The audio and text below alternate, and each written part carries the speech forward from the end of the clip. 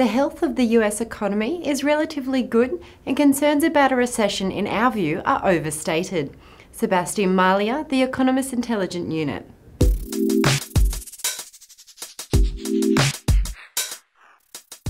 The Brazilian Senate has decided to suspend President Dilma Rousseff, and Michel Temer will take over as interim president.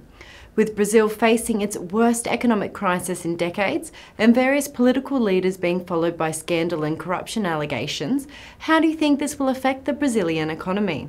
Well, we are cautiously optimistic about Mr. Temer's new role for several reasons. One is that we think he will actually stay in power until 2018. We think that Dilma will not return to power. That's because the votes for her impeachment proceedings gained a relatively strong majority, and so we believe that Mr. Temer will have a relatively strong backing, and that the eventual impeachment vote will be against Mrs. Rousseff.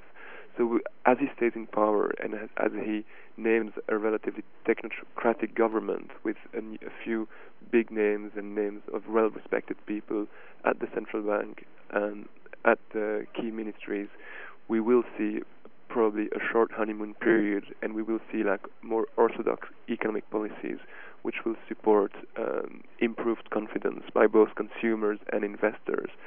So we see a slight turnaround possible for the Brazilian economy, especially from 2017 and beyond.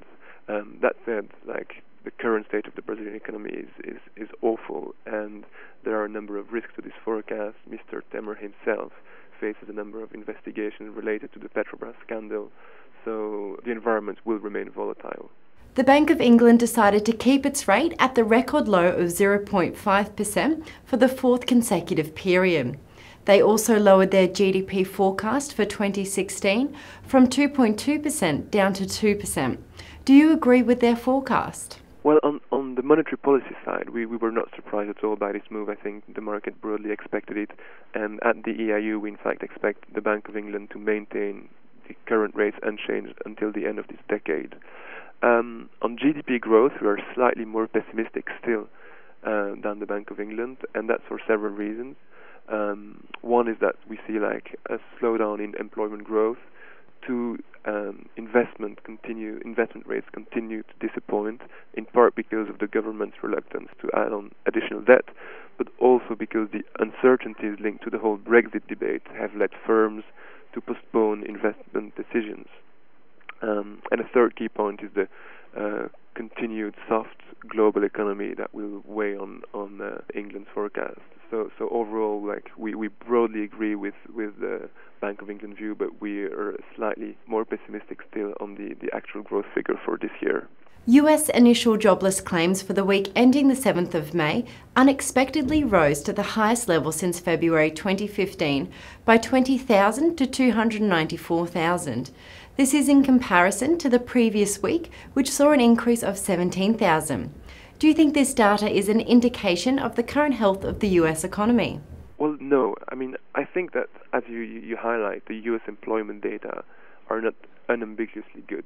But however, we are broadly optimistic about the US economy in general, and if you look at employment figures more broadly, job creation has averaged 192,000 new positions every month in the first 4 months of the year. That's a very good number.